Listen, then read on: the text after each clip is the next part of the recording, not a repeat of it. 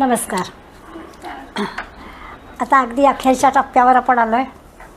यत्र योगेश्वर कृष्णो यत्र पार्थ धनुर्धरः तत्र श्री विजयो भूते ध्रुवा नीतिर्मतिर्मम. माऊली आपल्याला जिथे भगवंत आहे आणि जिथे अर्जुन आहे तिथे विजय नक्की आहे असं अगदी विविध पद्धतीनं पटवून देतात. आपण असं पाहिलं की चंद्र असला की चांदणं असणारच, शंकर आहे तिथे पार्वती असणारच, सूर्य आहे तिथे प्रकाश असणारच. अशा अनंत उदाहरणांच्या साह्यानं, दृष्टांताच्या साह्यानं माऊलींनी सांगितलं आपल्याला. वसंत ऋतू आला की झाडांना पालवी आपोआप फुटते, काही करावं लागत नाही. तसं आहे की जिथे भगवंत आहे आणि जिथे अर्जुन आहे तिथे विजय असणारच असणार. अशा प्रकारचा विचार आपण पाहत होतो. तो पाहता पाहता भगवंत जणू काही लक्ष्मीच वल्लभ आहेत. त्यावेळी लक्ष्मीचे नाथ असणारे हे भगवंत अर्जुनाचं काय कमी करणार? जे अर्जुनाला हवं आहे ते सगळं मिळणारच. त्यामुळे अर्जुनाला काही कमीच नाही. ज्याचे आईवडीलच मुळी लक्ष्मी नारायण आहेत त्याला काय कमी असणार? अशा प्रकारचा विचार पण माऊलींनी आपल्याला मागच्या वेळेस सांगितला. म्हणून माऊली आपल्याला पटवून देतात की जिथे भगवंत आणि जिथे अर्जुन तिथे विजय नक्की असणार, तिथे आनंद असणार. आणि त्या श्लोकाला म्हणजे सगळ्याचं सार काय, गीतेचं सार काय, तर संजयाच्या श्लोकामध्ये गीतेचं सार आहे असं आपल्याला माऊली सांगणार आहेत. आत्ता मी म्हटलं की लक्ष्मी वल्लभ ज्याचे आहेत त्याला काहीच कमी नाही. आणि हा लक्ष्मी वल्लभ म्हणजे भगवंत अर्जुनाच्या बाजूला आहे. आणि त्यामुळे आता निश्चित आहे त्याच्यासाठी आपल्याला माऊलींनी छान दोन दृष्टांत दिले की जिथून शक्ती घेतली त्याच्यापेक्षा ज्याला शक्ती मिळाली तो मोठा. म्हणून दोन उदाहरणं आपण पाहिली. ती सागराच्या पाण्याची वाफ होते आणि मेघातून आपल्याला गोड पाणी मिळतं. म्हणजे मेघाचं मोठेपण जास्त. खरा तर सागराच्या त्या क्षारयुक्त पाण्याशिवाय मेघामध्ये ढग म्हणजे ढग जमत नाहीत आणि ढगातून आपल्याला पाणी मिळत नाही. हा सगळा जलचक्र ज्याला म्हणतो ते सृष्टीचं जलचक्र सातत्याने चालू असतं. त्यामुळे सागर मोठा आहेच, परंतु सागरापेक्षा सुद्धा सागराचं एवढं मोठं अथांग पाणी असून सुद्धा आपल्याला त्या पाण्याचा पिण्यासाठी काहीच उपयोग होत नाही. आणि म्हणून आपण मेघाच्या पाण्याची वाट पाहतो. त्यामुळे मेघ मोठा ठरतो. किंवा परिसाचं उदाहरण माऊली दिलं की परिसामुळे लोखंडाचं सोनं होतं आणि मग ते सोनं हे परिसापेक्षा जास्त मोठं होतं. तसं या भगवंताकडून अर्जुनाला सगळं मिळालं, पण अर्जुन भगवंतापेक्षा क्षणभर मोठा झाला. आणि याच्यामध्ये काही भगवंताला कमी लेखणं, परिसाला कमी लेखणं, सागराला कमी लेखणं असा विचार नाही आहे. उलट शिष्यात इच्छेत पराजयम, पुत्रात इच्छेत पराजयम असं असतं. वडिलांना आपला मुलगा मोठा झालेला बघायचा असतो, सद्गुरूंना आपला शिष्य मोठा झालेला बघायचा असतो. आणि या दृष्टीनं या अर्जुनाचं जे मोठेपण आहे ते भगवंत आधी मोठेपण दिलंही होतं आणि ते मोठेपण दिलेलं त्यांनी ते स्वीकारलं आहे, तसा तो वागतो आहे याचा आनंद पण स्वाभाविकच भगवंताला झालेला आहे. आणि तो आनंद आपल्याला पण मिळावा असं ते सांगतात. असा भाग आपण ह्या 1659व्या ओवीपर्यंत पाहत होतो. हे सगळं संजय धृतराष्ट्राला सांगतो आहे. व्यासाने जी जबाबदारी दिली आहे संजयाला ती संजय अगदी चोखपणानं पार पाडतो आहे असंही त्यांनी सांगितलं. सगळ्या महाभारताचं सार म्हणजे ही गीता आहे आणि त्या गीतेतला हा शेवटचा अखेरचा श्लोक हे गीतेतलं सार आहे असं म्हटलं आहे. त्यामुळे आता जे आज आपण पाहणार आहोत त्याच्यामध्ये गीतेचं मोठेपण, गीता पाठ करणं, गीता नुसती वाचणं, गीतेचा अर्थ समजावून घेणं काहीही जरी असलं तरी ते किती महत्त्वाचं आहे. किंवा ह्यातलं काहीसं थोडंसं जरी आपल्याला जमलं तरीसुद्धा कसं ते आपल्या उपयोगी पडणार आहे ते आपल्याला आज पाहायचं आहे. 1660व्या ओवीपासून आपण सुरुवात करूया. जैसा नेणो केवढा वन्ही परी गुणाग्री ठेवणी आणि जे सूर्याची हानी निस्तराव्या. एक छान दृष्टांत माऊली देतात, आपण समजून घेऊया. त्या म्हणतात की अग्नी कितीही मोठा असो, जैसा नेणो केवढा वन्ही, अग्नी कितीही मोठा आहे आपल्याला त्याची कल्पना करता येणार नाही. आता अग्नी मोठा आहे पण जेव्हा सूर्य नसेल, सूर्याची हानी म्हणजे सूर्य जेव्हा नसेल, रात्र आहे, त्यावेळेला गुणाग्री ठेवून केवळ अग्रावरती, वातीच्या अग्रावरती प्रकाश देण्याचं काम ते सूर्याच्या अनुपस्थितीमध्ये ती वात करतेच की हो. म्हणजे हे सगळं महाभारत सांगण्याची की आवश्यकता नाही आहे. तर संजयानी फक्त एक सारभूत असा श्लोक आपल्याला सांगितला. यत्र योगेश्वर कृष्णो यत्र पार्थो धनुर्धरा तत्र श्री विजयो भूती ध्रुवा नीतिर्मतिर्मम असा एक श्लोक मात्र सांगितला आणि या अखेरच्या श्लोकात सारं आलं, सारं येऊन गेलं. आणि या श्लोकाचं महत्त्व आता माऊली आपल्याला पुढल्या अनेक ओव्यांमध्ये सांगणार आहेत. जसं जसं माऊली आपल्याला दृष्टांत देऊन सांगतील तसं तसं आपण स्वतःला भाग्यवान समजू की अरे मोठं भाग्य आपलं की आपण या गीतेच्या या ज्ञानेश्वरीच्या अभ्यासासाठी प्रवृत्त झालो, श्रवणासाठी प्रवृत्त झालो. आणि खरोखरच माऊली म्हणतात की हे फार मोठं भाग्य आहे. पुढे सांगतायत तैसे शब्द ब्रह्म अनंत झाले 1.25 लक्ष भारत भारताचे 7 सर्वस्व गीता तयाही 7 शतांचा इत्यर्थू हा श्लोक शेषींचा व्यास शिष्या संजयाचा पूर्णोदगास जो. मुद्दामच मी 2 ओव्या एकत्र घेतल्या 61 आणि 62. त्याच्यामध्ये ते म्हणत आहेत की हे जे शब्द ब्रह्म आहे, आता खरं वेदांना शब्द ब्रह्म म्हणतात. तैसे शब्द ब्रह्म अनंत, हे वेद अनंत आहेत, अफाट आहेत. आणि या सगळ्या वेदाचं झाले 1.25 लक्ष भारत. या वेदांचं सार म्हणून काय तर 1.25 लक्ष श्लोक महाभारताचे झाले. आधी अनंत वेद, त्या अनंत वेदांमधलं निवडून काय घेतलं तर महाभारताचे 1.25 लक्ष श्लोक आणि महाभारताचे 7 सर्वस्व गीता. आणि त्या महाभारतातल्या 1.25 लक्ष महाभारतामधली 700 श्लोकांची गीता हे त्याचं सार आहे. आधी वेदांचं सार महाभारत, महाभारताचं सार हे 700 श्लोक. पुन्हा तयाही 7 शतांचा, त्या 700 श्लोकांचा इत्यर्थू हा श्लोक शेषींचा व्यास शिष्या संजयाचा पूर्णोदगास जो. आणि ह्या 700 श्लोकांचा सुद्धा हा जो व्यासांचा शिष्य संजय आहे ना, त्याचा जो एक निश्चयाचा उद्गार आहे, त्यांनी हा निश्चयाचा उद्गार सांगितला. शेवटचा अखेरचा श्लोक त्यांनी असा काही सांगितला की तो सगळ्यात सारभूत आहे.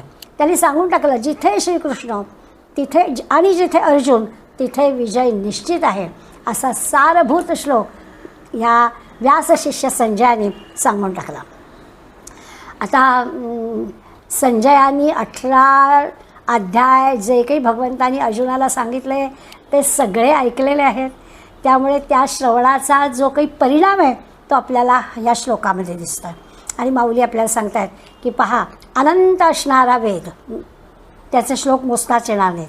या वेदांमधलं 1.25 लक्ष श्लोकांचं महाभारत, त्याच्यातले 700 श्लोक गीता आणि त्यातला हा अखेरचा श्लोक संजयाने आपल्याला सांगितलेला हा सगळ्यात सारभूत आहे. येणे येकेची श्लोके राहे तेणे अरुके अविद्या जाताचे निके जिंजले होय. ह्या एकाच श्लोकाला चिकटून राहायचं, काही बाकीच्याची गरज नाही आहे. एकाच श्लोकाला चिकटून राहायचं म्हणजे त्याचं मनन करायचं. ये येणे एकीचे श्लोके राहे तेणे अरुके, न थांबता त्याचंच चिंतन करायचं, त्याचंच मनन करायचं, त्याच श्लोकाचा विचार करायचा.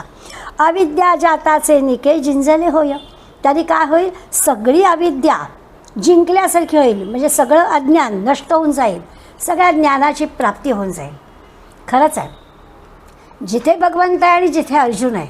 आता हे जे काही भगवंत आहे आणि अर्जुन आहे म्हणजे भगवंताजवळ असणारे सगळे गुण आणि अर्जुनाजवळ असणारे गुण, ह्या सगळ्यांचं जेव्हा एकत्रीकरण होतं तेव्हा विजय असणारच. अशा प्रकारचा एक श्लोकसुद्धा पुरेसा आहे अज्ञान नाहीसं होण्यासाठी. या एका श्लोकाचं चिंतन केलं, या एका श्लोकाचं मनन केलं की ज्ञानप्राप्ती होईल असं खात्रीने माऊली आपल्याला सांगतात.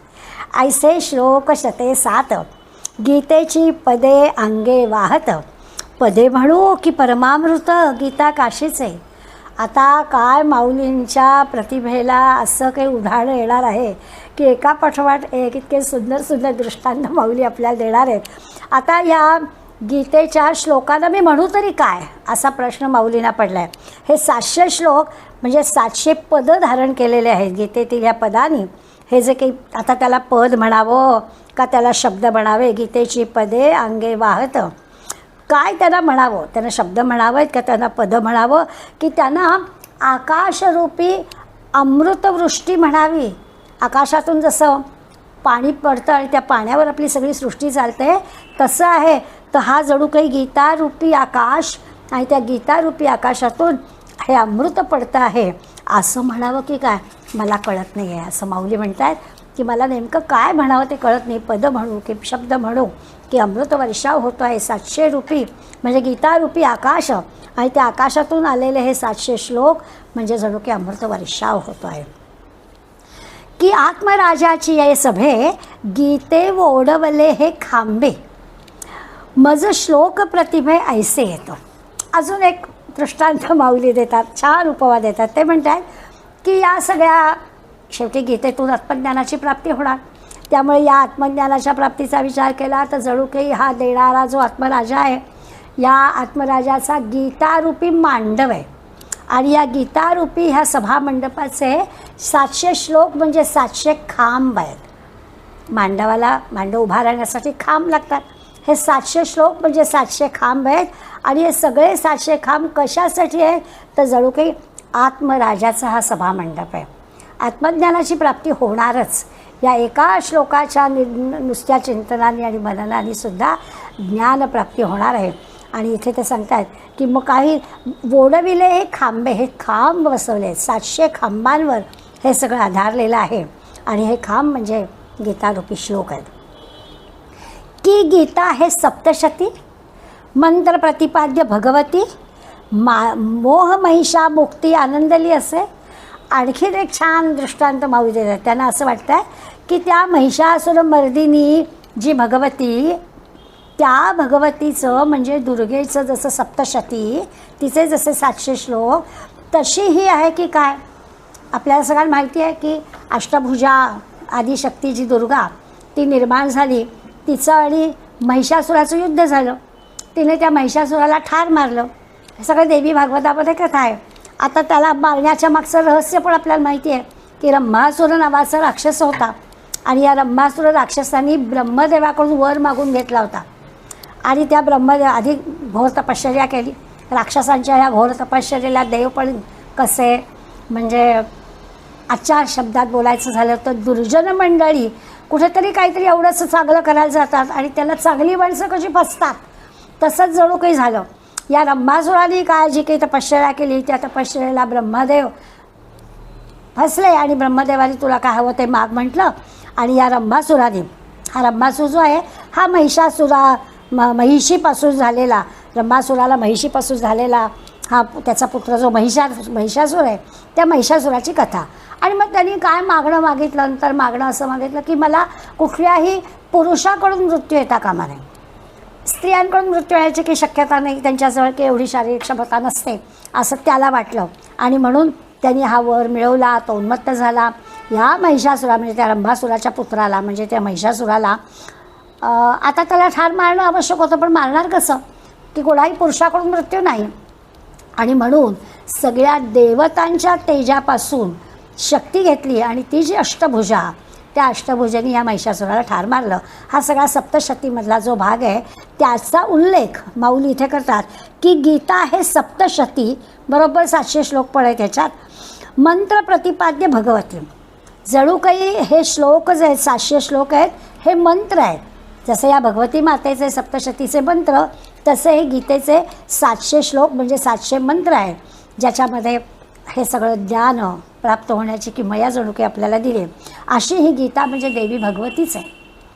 प्रत्यक्षात देवी भगवतीने महिषासुराला ठार मारलं, तशी ही गीता म्हणजे सुद्धा देवी भगवतीच आहे. मोहरूपी तिने महिषासुराला मारलं, हिने मोहरूपी महिषाला मारलं. आपण गीतेच्या 700 श्लोकांकडून आपल्याला होणारे लोभ मोह हे जे षड्रिपू आहेत त्यांना मारण्याचं बळ, त्यांना मारण्याची शक्ती या गीतेमध्ये आहे. त्यामुळे गीता ही या अर्थाने देवीच आहे असं ते आपल्याला सांगतात.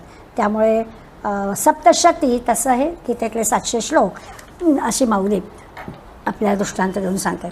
म्हणून मने काये वाचा जो सेवकू होईल येचा, तो स्वानंद साम्राज्याचा चक्रवर्ती करी. पुढल्या ओवीमध्ये माऊली म्हणतात काया वाचा मने, देहाने मनाने आपल्या वाणीने जो कोणी तिचा सेवक होईल, त्या गीतेचा 700 श्लोकांचा अभ्यास करेल, गीतेचा सेवक होईल, त्याला ती काय करेल, ती स्वानंद साम्राज्याचा चक्रवर्ती करेल. असा काही राजा करून टाकेल त्याला. म्हणजे काय करा, तर तुम्ही गीताव्रती व्हा, तो आनंद घ्या. गीता आनंद द्यायला बसलेली आहे. स्वानंद साम्राज्याचा चक्रवर्ती राजा करणार आहे ती आपल्याला, जर आपण या 700 श्लोकांचे सेवक झालो तर. आता सेवक होणं म्हणजे काय करायचं? ते श्लोक पाठ करायचे, ते श्लोक वाचायचे, त्याचा अर्थ समजून घ्यायचा. कुठे ऑनलाईन गीता वर्ग असेल तिथे जायचं, ऑफलाईन असेल तिथे जायचं, आपल्याला येत असेल तर नित्याने म्हणायचं, गीता धर्म मंडळात जायचं, शृंगेरीला जायचं, जे काही आपल्याला करता येईल ते सगळं करायचं. म्हणजे गीतेचं सेवक व्हायचं. घर घर में गीता, घरोघरी गीतेचा प्रसार प्रचार करायचा. आता हे सगळं वाचता वाचता मला असं वाटतं की त्या हजारो वर्षापूर्वी भगवंतांनी अर्जुनाला गीता सांगितली, ती गीता तुम्हा आम्हाला मराठीत समजावी म्हणून माऊलींनी 750 वर्षापूर्वी मराठीमध्ये गीता सांगितली. आजही काही ठराविक समाजातल्या लोकांपुरती ती मर्यादित राहायला नको, अशी जबाबदारी जणू काही माऊली आपल्याला देत आहेत. आणि आपल्याला त्या सांगतायत की तुम्ही पण करा आणि इतरांना करायला लावा. आणि सर्वांनाही कशी गीता येईल, मग त्याच्यासाठी आणखीन काय करता येईल, त्याचं आणखीन सुलभीकरण कसं करता येईल. असं नाही आहे की ते संस्कृतच वाचता आलं पाहिजे. मग ठीक आहे, 18 मराठीमध्ये त्याचे श्लोक आहेत. स्वरूपानंदांनी त्याची गीतेचे मराठी श्लोक आपल्याला करून दिलेत, विनोबा भाव्यांनी करून दिले, कितीतरी मंडळींनी आपल्यासाठी ती कृपा केली आहे. मग आपल्या संस्कृत न येणाऱ्या मंडळींना अशा प्रकारची गीता शिकवायला काय हरकत आहे, ते करावं. पण गीतेच्या 700 श्लोकांचे सेवक बनावं असं ते आपल्याला सांगतात. आणि तो आनंद घ्यावा. आनंद कसा आहे तर आनंद साम्राज्याचा चक्रवर्ती. आनंदाचा आता ह्याच्यापेक्षा आणखीन आनंद नाहीच. असा जो आनंद तो ह्याच्यातून मिळेल. आणि हा प्रयत्न आपल्याला सहजपणे करता येईल जर का आपण गीतेच्या चिंतनात, मननात, सहवासात राहिलो, नुसती वाचली, पाठ केली, अर्थ समजून घेतला, धीरे धीरे धीरे तिच्या आपण प्रांगणामध्ये रमायला लागलो की आपल्याला त्या आनंदाचा आनंद मिळायला लागेल. की अविद्या तिमिर रोखे, श्लोक सूर्याथे पैजा जिंके, ऐसे प्रकाशिले गीता मिखे राये श्रीकृष्णे. आता 68व्या ओवीमध्ये माऊली सांगतायत अविद्या तिमिर, अज्ञान, अविद्या असा अज्ञानरूपी जो काही तिमिर म्हणजे अंधकार आहे, अज्ञान आहे थोडक्यात, त्या अज्ञानाचं काय होईल तर अज्ञानाचा नाश होईल. कुठलं अज्ञान आहे हे तर खरं म्हणजे आपलं सगळ्यात अज्ञान काय तर आपला अहंकार हे अज्ञान आहे. त्यामुळे हे जे काही अविद्या, अज्ञानरूपी अंधकार म्हणजे अहंकार जो आहे त्या अहंकाराचा नाश होईल. अविद्या तिमिर रोखे, श्लोक सूर्या ते पैजा जिंके. हे जे 700 श्लोक आहेत ना, किंवा या आपण एका अखेरच्या श्लोकाचा विचार करतोय त्या श्लोकाबद्दल म्हणूया की काय होईल की हा गीतेचा एक एक श्लोक म्हणजे काय आहे तर अहंकाररूपी अंधकार दूर करेल. कसा दूर करेल तो अहो सूर्य अंधार दूर करतो ना, जिथे सूर्य तिथे अंधार नाहीच, त्यालाही तो जिंकेल. सूर्या ते पैजा जिंके, त्याच्याही पेक्षा अधिक तेज, अधिक प्रकाश देण्याचं सामर्थ्य या गीतेच्या श्लोकात आहे. त्याला अंधार दूर करायचा आहे, याला अहंकाररूपी अंधार दूर करायचा आहे. त्यामुळे गीतेचा श्लोक हा आपला अहंकाररूपी अंधार दूर करेल, तो प्रत्यक्ष अंधार दूर करणाऱ्या सूर्याला पण जिंकेल. ऐसे प्रकाशिले गीता मिखे राये श्रीकृष्णे. असं या गीतेच्या निमित्तानं माऊलीने गीतेला अशा की उंचीवर नेलेलं आहे की सगळ्या विश्वाला प्रकाश देणारा सूर्य आहे खरं म्हणजे, पण या विश्वाला प्रकाश देणारा सूर्यसुद्धा फिका पडेल असं माऊली आपल्याला सांगतात. आणि 700 श्लोक म्हणजे गीतेच्या निमित्तानं जणू काही सगळ्या जगाला प्रकाशित करतात असं ते म्हणतात. आता हे जे काही 700 श्लोकातून प्रकाश मिळणारे, ज्ञानाचा प्रकाश मिळणारे, अज्ञानरूपी अंधकार दूर होणारे आणि अज्ञान प्रकाशानं सारं विश्व उजळून निघणारे. सूर्याने जसा अंधार दूर होतो तसा हा अहंकाररूपी अंधार साऱ्या विश्वाला ही भगवद्गीता देणारे. की श्लोकाक्षर द्राक्षलता, मांडव झाली आहे गीता, संसार पथ शांता विसंवावया. अजून एक छान दृष्टांत माऊली देतात. ते म्हणत आहेत की या सगळ्या दृश्य जगामधल्या या संसार मार्गावर आपण जातो ना, तेव्हा दमतो भागतो, प्रापंचिक माणूस जमणार भागणार, बरोबर आहे. त्या संसार मार्गावर आपण जेव्हा दमतो तेव्हा आपल्याला थोडी विश्रांतीची आवश्यकता असते. ही विश्रांती कुठे मिळेल तर ही विश्रांती श्लोकांमध्ये, गीतेच्या श्लोकांमध्ये मिळेल. मग हे गीता श्लोक कसे आहेत तर म्हणे द्राक्षाचं मांडव असतो की नाही, त्या द्राक्षाच्या मांडवाखाली जरा विसावा घ्यावा आणि छान सुमधुर अशी द्राक्षांचा आस्वादही घ्यावा. असं हे आहे. किती सुंदर दृष्टांत दिला आहे की द्राक्षाचे घोस लागलेले, द्राक्षाच्या मांडवाखाली विसावा घ्यायला श्रांत झालेला, दमला भागलेला जीव थांबला आहे. आणि त्या प्रत्येक घोसाचे म्हणजे जणू काही 700 घोस आणि त्या 18 घोस आहे, त्या 18 घोसामध्ये श्लोकरूपी द्राक्ष तिथे सहजपणे आहेत. आणि सहजपणे सामान्यांना, विसावा घेणाऱ्याला, थकलेल्या भागलेल्या लोकांनासुद्धा ती गोडी त्याची चाखता येणार आहे. त्यामुळे गीतारूपी मांडव, त्या मांडवाला लागलेले द्राक्षाचे घोस म्हणजे अध्याय, आणि त्या घोसांमध्ये असणारे द्राक्ष म्हणजे ते श्लोक, आणि विसावा घेणारे तुम्ही आम्ही, श्रांत झालेले जीव, थकले भागलेले जीव या गोड सुमधुर असणाऱ्या फळांचा आस्वाद घेऊन जसे तृप्त होतात, तसे या 700 श्लोकांच्या आस्वादाने आपण तृप्त होऊन जा, असं माऊली आपल्याला सांगतात. पुढे म्हणतात की सभाग्य संती भ्रमरी, सेविले ते श्लोक कल्लारी, श्रीकृष्णाख्य सरोवरी सासिन्नली. हे आणखीन छान दृष्टांत झालं. द्राक्षाचा मांडवाखाली शांत झालेला हा जीव आणखीन काय होईल तर म्हणे अहो असं झालं, सरोवर आहे, त्या सरोवरामध्ये कमळं आहेत, त्या कमळामध्ये पराग आहेत आणि ते पराग चाखायला भ्रमर येत आहेत. निसर्गामध्ये असणारी गोष्ट. सरोवर, त्या सरोवरामध्ये कमळं, त्या कमळांचे परागकण आणि ते पराग खायला येणारे, आस्वाद घ्यायला येणारे भ्रमर. आता भगवंताच्या या गीतेच्या श्लोकांचा आस्वाद घ्यायला हे भ्रमर म्हणजे सज्जन साधू संत तुम्ही आम्ही येत आहेत. म्हणजे गीतारूपी सरोवर, हे गीतारूपी सरोवर आहे. या सरोवरामध्ये सुंदर 700 कमळं, 700 श्लोकरूपी कमळं उमललेली आहेत. त्या 700 श्लोकांमधल्या कमळांमधले परागकण म्हणजे तो जो काही शब्दांमधला आनंद आहे, त्या आनंद घ्यायला, तो गंध घ्यायला सज्जन संत तुम्ही आम्ही, भाग्यवंत, विचारवंत, अभ्यास करायला प्रवृत्त झालेले असे सगळेजण सासिन्नले, ती पुष्कळी सिद्ध झाले तुमच्या आमच्यासाठी.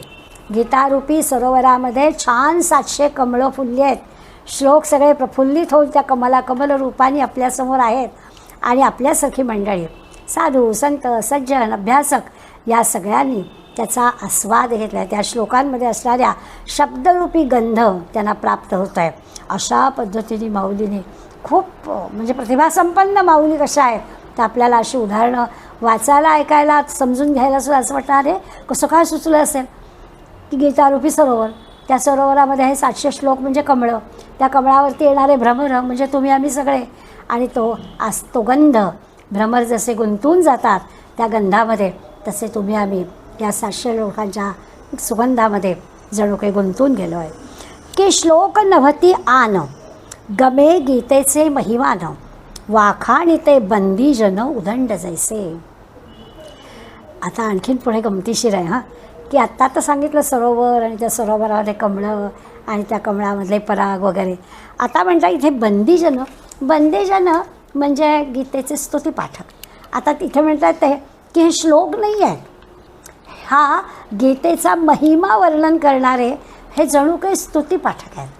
हे आपल्याला जी कमळं दिसत आहेत, हे होतात, उमलली आहेत, हे सगळे कोण आहेत ते गीतेचा महिमा आपल्याला सांगतात. श्लोकातून आपल्याला जे काही ज्ञान मिळतं आहे त्याच्यामध्ये गीतेचं मोठेपण आपल्याला कळतात. जणू काही स्तुती करतात ते गीतेचे. आणि हे स्तुती पाठक आहेत 700 श्लोक म्हणजे. की श्लोकांची या आवारा 7 शते करुणी सुंदरा, सर्वागम गीता पुरा वसवाले. आता आणखीन पुढे म्हणतात की या काय झालं, गीतारूपी हे शहर आहे, या गीतारूपी शहराला 700 श्लोकांचा जणू की एक कोट बांधलेला आहे.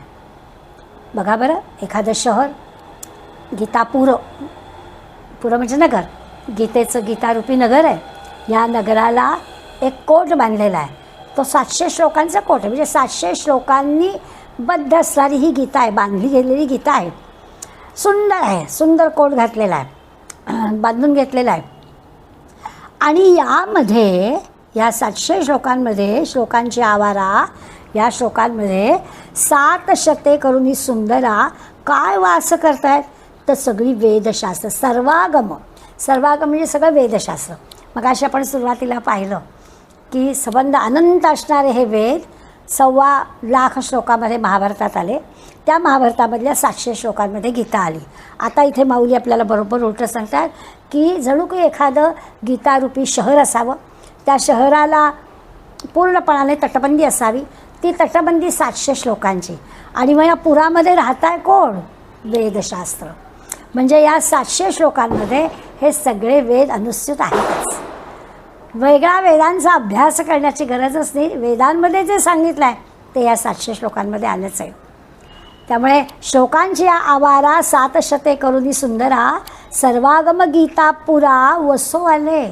ते सगळे सर्वागम म्हणजे वेदशास्त्र ही सगळी तिथे वस्तीला आलेली आहेत त्या 700 श्लोकांमध्ये. हे 700 श्लोक म्हणजे त्या म्हणजे नगराला घातलेली तटबंदी आहे, त्याच्यामध्ये हे सगळी शास्त्र राहत आहेत. वेगळ्या ह्या वेदशास्त्रांचा अभ्यास करण्याची आपल्याला आता आवश्यकताच नाही. की निज कांता आत्मया आवडी गीता मिळावया, श्लोकनवती बाह्या पसरू काजो. किंवा आपला जो कांत म्हणजे पती म्हणजे जो आत्मा, त्याला प्रेमानं आलिंगन देण्यासाठी त्याची कांता म्हणजे पत्नी ती गीता. पहा बरं, निज कांता आत्मया आवडी गीता मिळावया, श्लोकनवती बाह्या पसरू हा जो म्हणजे 700 श्लोकरूपी बाहू पसरून ती जणू आली आहे. कांता म्हणजे पत्नी, कांताला म्हणजे पतीला प्रेमानं आलिंगन द्यायला आलेली आहे. कशी आहे ही? तर जणू काही 700 श्लोकरूपी बाहू पसरून आलेली आहे. कोणाला? आत्म्याला. आत्मज्ञान प्राप्त होण्यासाठी. आत्मा म्हणजे जणू काही पती आहे आणि गीता म्हणजे ही पत्नी आहे. आणि ही अशी 700 बाहू पसरून त्या आपल्या आत्म्याला, आत्मारूपी कांताला म्हणजे पतीला आलिंगन द्यायला आलेली आहे. अशा या 700 श्लोकांनी आत्मज्ञानाची प्राप्ती होणार आहे असा सुंदर दृष्टांत माऊलीने आपल्याला ह्या 1673व्या ओवीमध्ये दिला. समजून घ्यायला छान सोपा आहे की खरोखरच आत्मा म्हणजे पती आहे आणि ही गीता म्हणजे पत्नी आहे. ही पत्नी पतीला आलिंगन द्यायला आलेली आहे. कशी आली आहे? तर बाहू पसरून आलेली आहे. आणि ह्या आत्म्याला आलिंगन देताना, पतीला आलिंगन देताना 700 श्लोकांनी, सुंदर अशा 700 श्लोकांनी जणू काही तिचे बाहू आहेत 700 असं पसरून ते आलिंगन देत आहे. की गीता कमळीचे भृंग, की हे गीता सागर तरंग, की हरीचे हे तुरंग गीतारथीचे. आणखीन काय? हे जे श्लोक आहेत 700 हे म्हणजे कमळावरले भ्रमर आहेत. गीता कमळीचे भृंग, भृंग म्हणजे भ्रमर. गीतारूपी कमळं आहेत. ह्या कमळामध्ये 700 श्लोक आहेत. या 700 कमळं आहेत. या 700 कमळांवर भृंग म्हणजे भ्रमर आहेत. की हे गीता सागर तरंग, का म्हणजे भुंगे म्हणावं यांना, का यांना गीता सागरावरच्या लाटा म्हणावं. गीतारूपी सागर आहे. सागराच्या जशा लाटा असतात तशा या गीतारूपी सागरामध्ये 700 श्लोकांच्या लाटा आहेत. किंवा हरीचे तुरंग गीतारथीचे, का असं म्हणू की श्रीहरीच्या गीतारूपी रथाचे हे 700 श्लोक म्हणजे 700 अश्व आहेत. तुरंग म्हणजे घोडे आहेत. नेमकं काय म्हणावं ते कळत नाही आहे. एकाच ओवीमध्ये 3 कल्पना माऊली दिल्या. एकदा म्हणत आहेत की असं वाटतं आहे की हे 700 कमळं आहेत आणि त्या 700 म्हणजे गीता ही कमळं आहेत आणि त्याच्यावर हे भृंग म्हणजे भ्रमर आहेत. एकदा वाटतं आहे नाही, सागरावरच्या लाटा आहेत. गीतारूपी सागर आहे आणि सागरावर येणाऱ्या 700 लाटा आहेत श्लोक म्हणजे. आणि एकदा वाटतं आहे नाही, भगवंताचा गीतारूपी रथ आहे आणि या गीतारूपी रथाला अश्व लावलेले आहेत ते 700 आहेत. यातलं काय बरं असेल?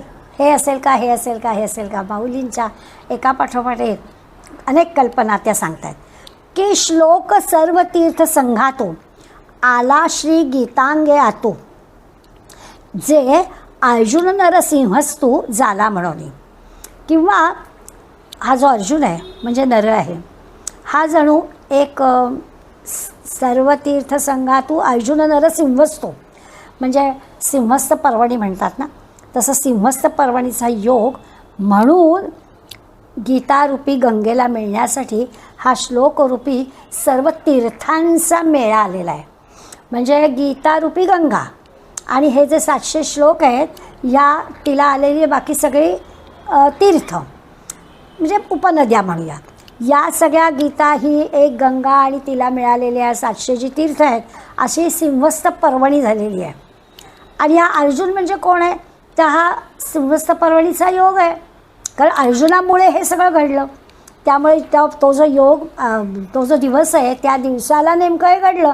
तर जणू काही अर्जुन म्हणजे सिंहस्थ पर्वणीचा योग आणि गंगा म्हणजे ही गीता म्हणजे ही गंगा आणि तिला येऊन मिळालेली ही जी सगळी तीर्थ आहेत सगळ्या बाजूनी तिला येऊन नद्या मिळतात. हे सगळे 700 श्लोक म्हणजे तिला मिळालेली तीर्थ आहेत. निरनिराळ्या पद्धतीने गीतेचं मोठेपण माऊली आपल्याला सांगतायत. किती महत्त्व आहे. काय म्हणू, कमळ म्हणू की गोडे म्हणू की गंगा म्हणू, काय म्हणू तरी काय असं माऊलींना झालं आहे. किंवा की नोहे हे श्लोक श्रेणी अचिंत्य चित्त चिंतामणी की निर्विकल्पा लावणी कल्पतरूंची. आणखीन म्हणतात मला असं वाटतं म्हणे की ज्या गोष्टी आपल्याला प्राप्त होत नाहीत ना, अचिंत्य आपल्याला कल्पनाच करता येत नाही, आपल्या मनातही नसतं, आपण चिंतन पण करू शकत नाही, अशी वस्तू आपल्याला प्राप्त करून देणारा तो चिंतामणी असतो. तर हा श्लोक म्हणजे चिंतामणी आहे असं मला वाटतं. की आपण कल्पनाच केलेली नाही अशी कल्पना न केलेली गोष्ट आपल्याला मिळणं असा चिंतामणी म्हणजे हा श्लोक आहे. किंवा निर्विकल्पा लावणी कल्पतरूंची किंवा अशी जी काही निर्विकल्प अशी ब्रह्मप्राप्ती करून देणारा हा कल्पतरू असेल. चिंतामणी काय किंवा कल्पतरू काय आपल्या मनातही नाही ती गोष्ट पूर्ण होते. कल्पतरूची कल्पना करा आपोआपच झालं. चिंतामणीच्या तिथे नुसतं चित्ताला काय हवं आहे नाहीच काही चित्तांनी स्पर्श पण केलेला नसेल असे विचार पटकन येतो आणि तसं होऊन जातं. कल्पना करू ती पूर्ण करणारा किंवा चिंता दूर करणारे हे जे चिंतामणी कल्पतरू आहेत तर हे 700 श्लोक म्हणजे कल्पतरू आहेत. 700 श्लोक म्हणजे चिंतामणी आहे असं माऊली आपल्याला सांगतात. कारण त्याचं असं आहे की हे 700 श्लोक म्हणजे ब्रह्मज्ञानाची प्राप्ती करून देणारे आहेत ना. आता ब्रह्मज्ञानाची प्राप्ती ही काही चित्ताला सहज होणारी गोष्ट नाही आहे. अचिंत्य मनात पण नाही आहे, कल्पना पण नाही आहे आणि ब्रह्मज्ञानाची प्राप्ती ते एक श्लोक करून देत आहे. करून बघण्यासारखी गोष्ट आहे ना. आपण कल्पनाच करू शकत नाही पण आपल्याला या 700 श्लोकांनी ब्रह्मज्ञानाची आत्मज्ञानाची प्राप्ती होईल अशी खात्री माऊली जणू की आपल्याला श्लोकात देत आहे. ऐसिया शते 7 श्लोका परी आगळा एक एका आता कोण वेगळी का वाना बापा. आता पुढे म्हणतात अहो हे 700 श्लोक म्हणजे एकाहून एक भारीच आहेत. ऐसिया शते 7 श्लोका परी आगळा एक एका प्रत्येक वेगवेगळा आहे. एकापेक्षा एक आगळा, एकापेक्षा एक मोठा, एकापेक्षा एक बहारीचा असे हे श्लोक आहेत. आणि आता कोण वेगळी का वानावपा बरं वर्णन करावा प्रशंसा करावी ती कुठल्या श्लोकाची करावी. एकाहून एक बहारीचे असणारे श्लोक कुणाला मोठं म्हणावं कुणाला कमी लेखावं असं काही नाहीच आहे. त्यामुळे वर्णन करताना कोणाला चांगलं म्हणायचं कोणाला कमी म्हणायचं कोणाची प्रशंसा करायची हे करताच येणार नाही. सगळेच जण कसे सगळेच श्लोक कसे ते एकापेक्षा एक महान असणारे बहारीचे असणारे आहेत. तान्ही आणि पारठी या कामधेनू ते दिठी सुनी जैसी या गोठी किजती ना. आता एक दृष्टांत दिला की कामधेनू आहे. आता कामधेनू म्हणजे मगाशी जसा चिंतामणी आणि कल्पवृक्ष पाहिला तसं आता तिसरं आपली कामधेनू की सगळ्या प्रकारची इच्छा पूर्ण करणार. आता कामधेनू म्हटलं की ती तान्ही आहे म्हणजे व्यालेली आहे का न व्यालेली आहे याचा काय संबंध त्याचा काही विचार करण्याचं कारण नाही आहे. ती कामधेनू आहे ह्याच्यात सगळं आलं. ती न व्यालेली असं कोणी म्हटलं तरी त्याचा काही संबंध नाही. तान्ही आणि पारठी या कामधेनूचे दिठी ते कोणी पाहत नाही ती व्यालेली आहे का नाही हे पाहतात काय ती कामधेनू आहे.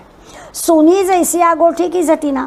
तसं आहे हा अध्याय महत्त्वाचा का हा अध्याय महत्त्वाचा सगळेच सरस एकाहून एक सरस. भक्तियोगाला महत्त्व द्यावं का ज्ञानयोगाला द्यावं कर्मयोगाला द्यावं का स्थितप्रज्ञाची लक्षणं समजावून घ्यावी काय नेमकं सगळंच महत्त्वाचं आणि सगळंच एकाहून एक आवश्यक असं सगळं आहे. दीपा आगिलू मागिलू सूर्यू धाकुटा वडिलू अमृत सिंधू खोलू उथळू घास्या. आता पुढे म्हणतात की दिवा हा आगिलू मागिलू, पहिला कोणता आणि नंतरचा कोणता हे कळत नाही. सूर्यू धाकुटा वडिलू, आता सूर्याला धाकटा की वडील, म्हणजे लहान म्हणायचं की मोठा म्हणायचं. तुलना केव्हा करायची, तर 10 गोष्टी असतील तर करायची ना. तसं कसं करता येईल. दिवा पहिला जे लावला दिवा की सगळे सारखेच, त्या पहिला कुठला आणि दुसरा कुठला हे नाही कळणार. सूर्य धाकटा का मोठा नाही कळणार. अमृत सिंधू खोलू उथळू काय असा, अमृताचा सागर. आता तो उथळ आहे की खोल आहे, काय त्याचं करायचं. अमृत आहे ते, थेंबर मिळालं तरी पुरेसं आहे. तो सागर उथळ आहे का खोल आहे याच्याशी काही जरुरी नाही आपल्याला. कामधेनू आहे ती व्यायलेली आहे का नाही ह्याच्याशी काही जरुरी नाही आहे. सूर्य लहान आहे का मोठा आहे काही आवश्यकता नाही आहे. तसं आपल्याला सांगतायत की गीतेतल्या ह्या श्लोकांमध्ये की हा महत्त्वाचा का तो महत्त्वाचा, हा मोठा की तो, त्याची काय आवश्यकता नाही. सगळे श्लोक एकाहून एक थोर, एकाहून एक महत्त्वाचे असे आहे. तैसे पहिले सरिते श्लोक न म्हणावे गीते, जुनी नवी पारिजाते हाती काही. काय सुंदर दिलं आहे. अहो त्या स्वर्गामध्ये पारिजातक फुलतो, त्या स्वर्गामध्ये फुललेल्या पारिजातकाची फुलं ताजी आहेत का शिळी आहेत असा भेद तरी असतो का. स्वर्गातलं पारिजातक आहे तो कायम फुलं ताजीच. तसं आहे तैसे पहिले सरिते श्लोक न म्हणावे गीते. तसं या गीतेमधले पहिले श्लोक उत्तम, शेवटचे सामान्य असं नाही म्हणता येत.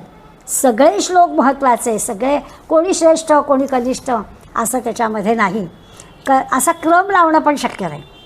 आणि त्याला उपमा फार छान दिली, जुनी नवी पारिजाते हाती काही. स्वर्गामधल्या पारिजातकाची फुलं ही ताजी आणि शेळी असं काही असतं का, ती कायम सगळी फुलं ताजीच असतात. आणि श्लोका पाडू नाही हे की रसमूर्थू काही, येथ वाच्य वाचकही भागू न धरी. म्हणून या गीतेच्या श्लोकांमध्ये सुद्धा पाडू म्हणजे कमी अधिक, पण न्यून आहे, कनिष्ठ आहे, मध्यम आहे, जास्त आहे असं काही नाही आहे. कुठलाही श्लोक कमी महत्त्वाचा जास्त महत्त्वाचा असं काही नाही. हे काही समूर्थ होईल सिद्ध करण्याची आवश्यकता नाही. सिद्ध करायला पाहिजे का, 700 श्लोकांमध्ये सगळे श्रेष्ठ आहेत, याच्यामध्ये सिद्ध करण्यासारखं काही नाही. पुन्हा इथे वाच्य वाचकही भागू न जरी, बरं तिच्यामध्ये सुद्धा वाच्य आणि वाचक असा भेदभाव असण्यासाठी पण जागा नाही आहे. म्हणजे इथे सांगणारा आणि ऐकणारा हे दोघं इतके एकरूप झालेले आहेत की वाच्य आणि वाचक हे वेगळे पण करता येत नाही. ते वेगळे आहेत असं म्हणायला जागाही नाही. दोघंही जण एकरूप झालेले आहेत. जे ये शास्त्री येकू श्रीकृष्णाची वाच्य वाचकू, हे प्रसिद्ध जाणे लोकू भलताही. या शास्त्रामध्ये सांगणारा म्हणजे वाच्य भगवंत आणि वाचक म्हणजे ऐकणारा तोही भगवंतच, हे सामान्य मंडळी जाणतात. आता की कृष्ण आणि अर्जुन हे 2 देह वेगळे जरी असले तरी ते भगवंताचीच रूपं आहेत हे सामान्य माणसंही जाणतात. वाच्य पण श्रीकृष्ण, वाचक पण श्रीकृष्ण, सांगणारा पण श्रीकृष्ण, ऐकणारा पण श्रीकृष्ण असं एकरूप होऊन जाणं असा हा गीतेतल्या श्लोकाचा अर्थ. आपण यत्र योगेश्वर कृष्णो यत्र पार्थो धनुर्धरः असंच म्हणतो आहे. तर आपल्या नुसत्या सांगण्याच्या बोलण्याच्या दृष्टीनं श्रीकृष्ण आणि अर्जुन 2 नावं जरी घेतली असली तरी दोन्ही एकरूपच आहेत. येथे अर्थे तेची पाठ जोडे येवढाने धटे, वाच्य वाचक एकवटे साधिते शास्त्र. गीतेचा अर्थ समजावून घ्यायचा. अर्थे तेची पाठे. आता एकदा गीतेचा अर्थ जाणून जे काही आपल्याला फळ मिळतं ते जाणून घेतल्याने फळ मिळतं, पण नुसत्या पठणाने सुद्धा जोडे एवढानी धटे वाच्य वाचक एकवटे साधिते शास्त्र. अर्थ जाणून घेण्याने जे फळ मिळतं तेच पठणाने पण मिळतं. अगदी स्पष्टपणाने माऊलीचा अर्थे तेचे पाठे. अर्थ जाणण्याने किंवा पाठ करण्याने फळ जे मिळणार आहे ते एकच मिळणार आहे. अर्थ जाणून घ्या किंवा पाठ करा, फळ तेच आहे. जोडे एवढानी धटे वाच्य वाचक एकवटे साधिते शास्त्र. त्याचं कारण असं आहे की वाच्य आणि वाचक हे एकच झालेत ना, सिद्ध झालं आहे ते. त्यामुळे फळाचं जे माप आहे तो दिसायला जरी वाचक असला तरी तो वाच्यच झाला ना. अर्जुन जरी असला तरी तो भगवंतच झाला ना. त्यामुळे या एकाच गोष्टीवरून आपल्याला कळेल की वाच्य आणि वाचक हे जर एक आहे तसं सिद्ध झालं आहे, तर पाठ करणं काय, अर्थ समजून घेणं काय, तिचा सेवक होणं, याच्यात सगळं आलं. त्याला फळ एकच मिळणार. अर्थ सांगणारा, अर्थ ऐकणारा, अर्थ समजून घेणारा, पाठ करणारा, पाठ करवून घेणारा, सगळ्यांना फळ एकच मिळणार आहे. म्हणून मज काही समर्थनी आता विषय नाही, गीता जाडा हे वाङ्मयी श्रीमूर्ती प्रभूची. आणि मग आता हे सिद्ध करण्याचे फळ जे आहे ते फळ पण असं आहे की त्याच्यापेक्षा आता आणखीन काही मिळणार नाही आहे. अंतिम जे फळ आहे ते फळ सगळ्यांना मिळणार आहे. वाचणाऱ्याला, ऐकणाऱ्याला, वाचक एकच आहे, त्यामुळे सगळ्याला ते मिळणार आहे. आणि आता हे काही सिद्ध करण्याची आवश्यकता नाही. असं होईल का याचं समर्थन करण्याची आवश्यकता नाही. याचं कारण असं आहे की गीता म्हणजे की दुसरं काही नाहीच आहे ना, भगवंताची वाङ्मय मूर्तीच आहे. गीता जाणा हे वाङ्मयी श्रीमूर्ती प्रभूची. भगवंताला जाणणं म्हणजे गीतेला जाणणं. मग गीतेच्या 700तल्या एखाद्या श्लोकाला जाणणं, एखाद्या श्लोकाचं बदनचिंतन करणं, ते समजून घेणं म्हणजे भगवंताला जाणणं. याच्यापेक्षा का गीता ही भगवंताची वाङ्मय मूर्ती आहे. आणि म्हणून आपण भगवंताला जाणायचं म्हणजे गीता समजून घ्यायची. गीता समजून घेतली की भगवंताला जाणणंच आहे. शास्त्र वाच्ये अर्थे फळे, मग आपण मावळे, तैसे नव्हे हे सगळे परब्रह्मची. माऊली सांगताय इथे शास्त्रांचं वाचन करायचं, अर्थ समजल्यावर फलप्राप्ती झाली म्हणजे ते शास्त्र नाहीसं होतं. फलप्राप्ती झाली की शास्त्र संपलं. तसं हे नाही आहे. हे गीताशास्त्र तसं नाही आहे. ते गीता शास्त्र हे ओतप्रोत स्वरूपच आहे, भगवंतच आहे. त्यामुळे एखादी गोष्ट आपल्याला आली की शास्त्र बाजूला झालं, त्याचं फळ प्राप्त झालं, तसं इथे नाही. इथे हे गीताशास्त्र असं की ते ओतप्रोत परब्रह्मच आहे. आणि ते परब्रह्म स्वरूप असल्यामुळे ते शास्त्र म्हणजेच परब्रह्म, ते तोच भगवंत आपल्याला मिळतो. परत एकदा ही ओवी वाचते. शास्त्र वाच्ये अर्थे फळे, मग आपण मावळे. याचा अर्थ काय की एकदा एखाद्या शास्त्राचं वाचन केलं, अभ्यास केला, अर्थ समजला, फलप्राप्ती झाली की मग ते शास्त्र नाहीच होतं. त्या शास्त्राचा अर्थ आपल्याला कळला. पण गीताशास्त्र अन्य शास्त्रांपेक्षा कसं वेगळं? तैसे नव्हे हे सगळे, कारण ही गीतारूपी परब्रह्मच आहे. तैसे नव्हे सगळे परब्रह्मची. गीता शास्त्र नाही आहे. गीता म्हणजे ओतप्रोत असा भगवंतच आहे. त्यामुळे ते भगवत स्वरूप असणारं हे फळ आपल्याला मिळणार आहे गीतेच्या माध्यमातून. कैसा विश्वाची या कृपा, करुणी महानंद सोपा, अर्जुन व्याजे रूपा आणिला देव. आता हे अर्जुन व्याजे म्हणजे अर्जुनाचं निमित्त झालं आहे. अर्जुनाचं निमित्त केलं आणि तुमच्या आमच्यावर सगळ्या जगावर कृपा करा. कैसा विश्वाची या कृपा, करुणी महानंद सोपा. जगावर कृपा केली भगवंतानी आणि त्या भगवंतानी अत्यंत दुर्लभ असणारी गोष्ट आपल्याला सुलभ करून दिली. ब्रह्मानंद सुलभ करून दिला. अवघड गोष्ट आहे आनंद, ब्रह्मानंद प्राप्ती करून घेणं, पण तो ब्रह्मानंद भगवंतानी सुलभ करून दिला. कोणामुळे? अर्जुनाच्या निमित्तानं. खरोखरच भगवंत किती कृपाळू आहे. अर्जुन व्याजे रूपा आणिला देव. भगवंत इतका कृपाळू आहे की अर्जुनाच्या निमित्तानं तुम्हा आम्हा सगळ्यांना, जगभर विश्वभर सगळ्या लोकांवर इतकी भगवंतानी कृपा केली की तो ब्रह्मानंद, दुर्लभ असणारा ब्रह्मानंद सुलभ करून दिला. सगळ्या विश्वाबद्दलची करुणा, सगळ्या विश्वाबद्दलची दया, सगळ्या विश्वावरती केलेली कृपा आहे भगवंताची की त्यांनी हातचं काही राखून ठेवलं नाही. अर्जुन व्याजे, अर्जुनाच्या निमित्ताने तुमच्या आमच्या सगळ्यांवर भगवंताने उदंड कृपा केलेली आहे. चकोराचे निमित्ते तिन्ही भुवने संतप्ते, निवविली कळावंते चंद्रजेवी. नेहमीची माऊलींची दोन्ही उदाहरणं आहेत की चकोर आहे, या चकोराचं निमित्त चांदणं प्यावं लागतं त्याला, परंतु त्या चकोराच्या निमित्तानं त्या चंद्राने तिन्ही लोकांना शीतलता देऊन टाकली, सगळ्यांना शांत करून टाकलं. निमित्त चकोराचं, पण म्हणून फक्त चकोराला नाही चांदणं दिलं, तर सगळ्या लोकांना त्या चांदण्याची शीतलता अनुभवायला दिली. अर्जुनाला फक्त भगवंतानी आपल्याजवळ असणारं सगळं ज्ञान दिलं नाही, तर तुम्हा आम्हाला सगळ्यांना ते देऊ केलं. का गौतमाचे निमिषे कळी काळ ज्वरितोद्देशे पाणी ढळू गिरीशे गंगेचा केला. इतकंच काय, निमित्त गौतम ऋषींचं.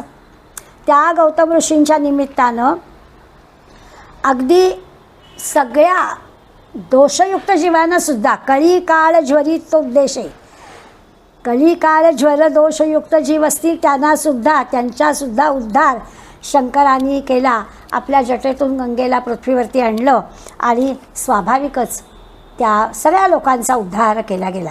निमित्त झालं कुणाचं, तर गौतम ऋषींचं. नाशिकजवळ ब्रह्मगिरीला गौतम ऋषींचा आश्रम आहे. कथा सांगतात की एकदा गौतमाकडून गोहत्येचं पातक झालं. आपण दशावताराची आरती म्हणतो, त्याच्यामध्ये कडवं म्हणतो, पडिले गोहत्येचे पातक गौतम ऋषीच्या श्री हो, त्यांनी तप मांडिले ध्याना आणि त्या कडव्यामध्ये जी कथा आहे तीच लक्षात घ्यायची की गोहत्येचं पातक त्याच्याकडून घडलं. आता त्या पातकातून मुक्ती हवी, त्याचं क्षालन व्हायला हवं. म्हणून मग त्यांनी काय केलं, आराधना केली. आणि मग गणपतीनं त्याला शंकराकडून गंगा मागून घे असं सांगितलं. त्या गंगेमध्ये स्नान कर म्हणजे तुझं पापक्षालन होईल असं सुचवलं. आणि त्याप्रमाणे गौतमाने ब्रह्मगिरीवर खूप आराधना केली. शंकर प्रसन्न झाले. शंकरांनी आपल्या जटेतील गंगा स्वाभाविकच खाली सोडली आणि त्या गंगा द्वारातून वाहत वाहत येऊन ती कुशावर्तात आली. आता ती कुशावर्तात पडत असलेली आज पण आपल्याला ती दिसते. त्यामुळे त्या गंगेत स्नान करून गौतम ऋषी पावन झाले. ती गंगा म्हणजेच गोदावरी. आणि त्या गौतम ऋषींमुळे आपल्या सगळ्यांना ते मिळालं. तसं आहे हे की अर्जुन व्याज आहे. अर्जुनाच्या निमित्तानं गीता तुम्हा आम्हा सगळ्यांना मिळाली. गौतम ऋषींच्या निमित्तानं ती गंगा तुम्हा आम्हा सगळ्यांना मिळाली. त्या गंगेच्या पाण्यामुळे संबंध आजूबाजूचा प्रदेश सुजलाम सुफलाम झाला. त्यामुळे निमित्त काही असू दे, चकोराचं निमित्त असलं तरी चांदण्यांची शीतलता सगळ्यांना मिळते असं माऊली आपल्याला दाखले देऊन सांगतात. तैसे गीतेचे हे दुभते वत्स करुनी पार्थाते दुभिनली जगापुरते श्रीकृष्ण गाय. ते म्हणतात ही श्रीकृष्णरूपी गाय आहे आणि आपलं वासरू म्हणजे अर्जुन आहे. श्रीकृष्ण म्हणजे गाय आहे, अर्जुन म्हणजे वासरू आहे. आणि त्याच्यासाठी दुभितली जगापुरते श्रीकृष्ण गाय, त्याच्यासाठी खरा पाना सोडला, पण पाना असा सोडला की जगाला पुरून उरेल असा गीतारूपी दुग्धाचा पाना या श्रीकृष्णरूपी गायीने सोडला. फक्त आपल्या अर्जुनाचा, आपल्या पाण्याचा विचार, आपल्या वासराचा विचार केला नाही, तर पाना असा काही सोडला की सगळ्या जगाची भूक भागेल, सगळ्या जगाला पुरून उरेल असा गीतारूपी दुधाचा पाना भगवंतरूपी गायीनं सोडलेला आहे. येथे जीवे जरी नहालं तरी हेच कीर हो आलं ना तरी पाठमिशे लिंबाल जीभची जरी. आता म्हणतात की या ठिकाणी म्हणजे या गीतेमध्ये तुम्ही समजा जीवे भावे, येथे जीवे जरी नहालं, जेव्हा भावाने बुडी मारली म्हणजे खरोखरच या गीतेमध्ये तुम्ही नहालात, तद्रूप झालात, बुडी मारलीत, तर हेच कीर हो आलं तर झालं, तुमचं काम झालंच. ना तरी पाठमिशे लिंबाल जीभची जरी, नुसतं पठणाच्या निमित्तानं, नुसतं जिभेला जरी तुम्ही श्रम दिलेत तरीही तुमचं काम होणार. हे चिकिरो हो आलं, मोक्षप्राप्ती मिळणारच. पठणाच्या निमित्तानं नुसत्या तुमच्या जिभेला जरी तुम्ही श्रम दिलेत म्हणजे भले अर्थ कळो न कळो, पण तरी जिभेच्या सहाय्यानं ते पठण केलं तरीसुद्धा मोक्षप्राप्ती होईल. आणि जीवाभावानं त्या गीतारूपी 700 श्लोकामध्ये बुडी मारलीत म्हणजे अर्थ समजून घेतलात तरीही तुम्हाला मोक्षप्राप्ती होईल. मोक्षप्राप्ती होण्यासाठी असं नाही आहे की अर्थच कळला नाही मग काय उपयोग, असं काही नाही. नुसतं वाचा, नुसतं त्या जिभेला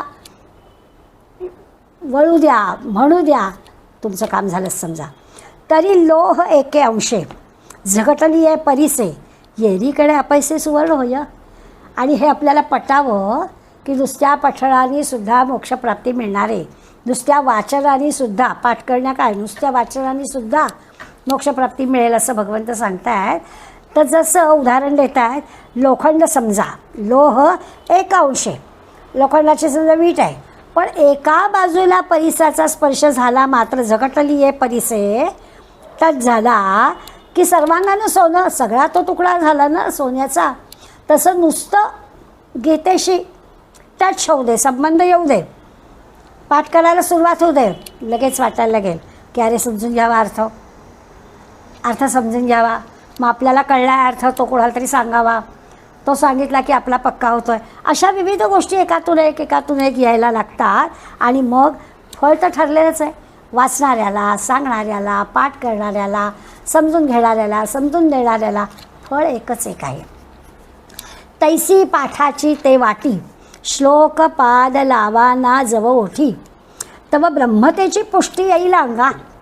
अहो एवढंच काय, नुसत्या त्या श्लोकाच्या पठणाची वाटी ओठाला लावा, सुरुवात नुसती करा. ती वाटी तोंडाला लावली न लावली तोच अंगाला ब्रह्मतेजाची पुष्टी येईल. आपोआपच आपली वृत्ती बदलेल, आपोआपच आपलं आचरण बदलेल, आपोआपच आपल्याला एक आनंदाची अनुभूती येईल.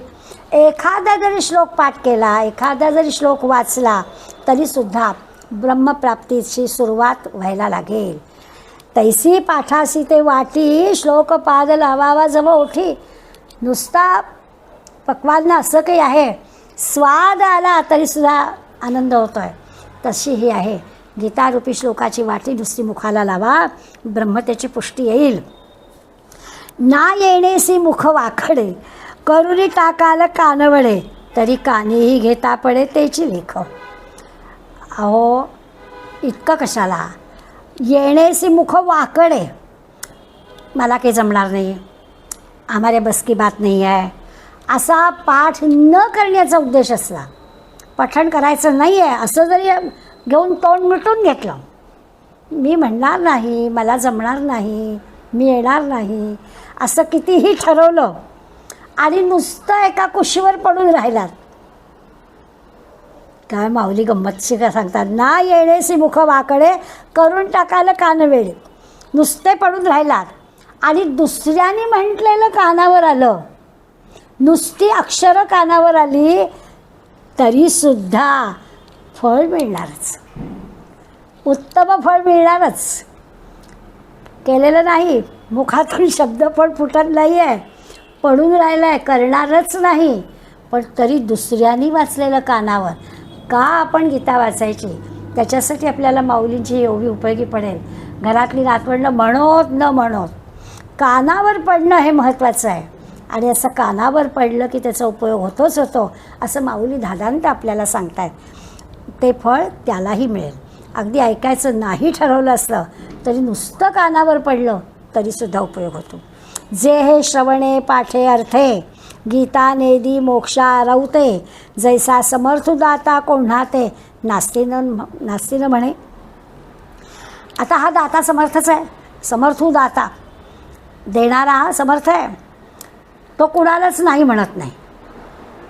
जो देणारा दाता आहे, समर्थ दाता आहे, तो कुणालाच नाही म्हणत नाही आहे. जैसा समर्थू दाता कोण्हाते न असती न म्हणे, तो कुणालाच नाही म्हणणार नाही, कुणालाच नकार देत नाही आहे. तसं आहे श्रवण पाठे अर्थे, श्रवण घडो, पठण घडो, अर्थ समजो, काही पण असो, गीता नेदी मोक्षा आरवते. त्या सर्वांना गीता मोक्षाकडे नेणारच. मोक्षापेक्षा काही कमी फळ देण्याचं गीतेला माहितीच नाही. फळ काय, सर्वोत्तम मोक्षाचंच फळ मिळणार. त्याला वाचू दे, त्याला समजून घेऊ दे, त्याला पाठ करू दे, नुसतं कानावर पडू दे. फळ मात्र काय, तर आता ह्याच्यापेक्षा आणखीन काही मिळण्याचं कधी असं उत्तम श्रेष्ठ दर्जाचं फळ मिळणार. म्हणून जाणतया सेवा, गीताची एकी सेवा, काय करायला आघवा शास्त्री येरी. म्हणून काय करायचं, शहाणा जो आहे, जाणता जो आहे, त्या जाणत्या शहाण्या माणसाने गीताची एकी सेवा, गीतेची सेवा करावी. आता एवढं सगळं जर सांगितलं आहे तर जाणत्या माणसाने, जाणकारांनी गीतेची सेवा करावी, म्हणजे गीता म्हणावी, वाचावी, पाठ करावी. बाकी दुसऱ्या शास्त्रांची काही गरज नाही आहे. काय करायला आघवा शास्त्री येरी, अन्य सगळ्या शास्त्रांमध्ये वेळ खर्च करण्याची काही आवश्यकता नाही. जाणकारांनी एक गीतेचा हात धरावा आणि गीतेच्या संगतीनं चालावं. बाकी दुसऱ्या शास्त्रांची आपल्याला काही गरजच नाही आहे. आता खरं म्हणजे माऊलींनी गीतेची महती एवढी आपल्याला सांगितली. आता माऊली या शास्त्रापर्यंत आले आणि मग व्यासांची महती, मराठी भाषेची महती हे सगळं आपल्याला माऊली सांगणार आहे. निवृत्तीनाथांनी म्हणजे सद्गुरूंनी हे सगळं आपल्याला ज्ञान दिलेलं आहे. त्यांची एवढी कृपा आपल्यावर आहे, त्यामुळे ती निवृत्तीनाथांची कृपा पण ते आपल्याला सांगणार आहेत. त्याबरोबर ते एक आपल्याला त्यांची गुरु परंपरा सांगणार आहे. केवळ आपण मात्र निमित्त आहोत, आपल्याजवळ हे असं काही नाही आहे, निवृत्तीनाथांनी दिलं ते मी आपल्यापर्यंत पोचवलं, अशी नम्रता पण नेहमीप्रमाणे ते स्वतःकडे घेतील. आणि तुम्हा आम्हाला श्रोत्यांना माऊली म्हणजे गीता माऊली श्रोते असं ते आपल्याला आपलंही स्तवन करतील आणि मग अखेरच्या ह्याच्यात पसायदान मागतील. हा सगळा उरलेला भाग आपल्याला नंतरच्या काही भागात पाहायचा आहे. आज आपण या गीतेची महती लक्षात घेऊया आणि आपल्याला जमेल तेवढी या गीतेच्या सेवेत राहण्याचा प्रयत्न करूया. धन्यवाद.